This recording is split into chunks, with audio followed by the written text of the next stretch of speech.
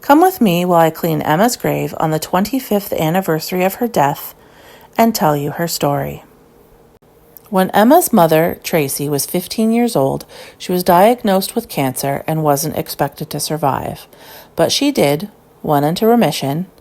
10 years later, got married, and tried to have a baby for a couple years, but was unsuccessful. She went to her doctor for some medical testing, and he told her that the chemo had killed all of her eggs and that she had gone through early menopause and would never be able to have a baby. Less than a year later, she was pregnant, went back to the doctor, and he was like, I don't know how this happened. He's like, this is a miracle baby. He's like, this defies all logic. And had other doctors come and look at her chart, and they were all mystified by what had happened. They were all calling it a miracle baby. And Tracy had a relatively easy pregnancy. Then 3 weeks before her due date, she went into early labor, went to the hospital, they stopped it, sent her home. A few days later, she went into labor, went to the hospital, they stopped it, and sent her home. This is the part of the story that frustrates me because obviously the baby and or Tracy's body were trying to say, hey, it's time for the baby to come out. But that didn't happen. And on September the 16th, 1999, Tracy woke up in the middle of the night in excruciating pain. Her husband took her to the hospital.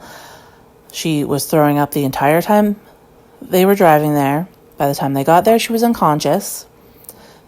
They brought her into the emergency room, and the doctors spent all of their time and energy trying to figure out what was going on with Tracy, trying to save Tracy, and didn't pay enough attention to the baby. By the time they delivered her via emergency C-section, she was stillborn. Tracy was in a coma for 2 weeks. They took pictures of the baby so that Tracy would have pictures of her to see, but she never got to hold her.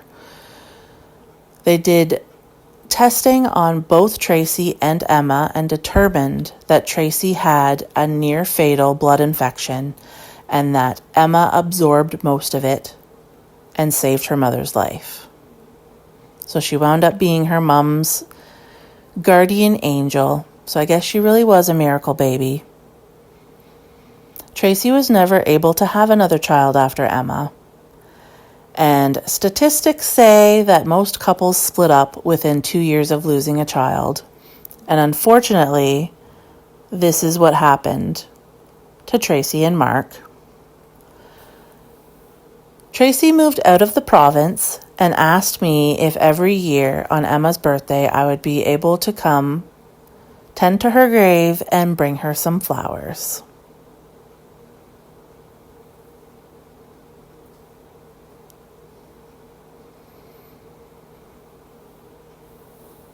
This year, I brought her a little scarecrow. Rest in peace, Emma Mary. You were never able to take a breath, but you were very loved and never forgotten.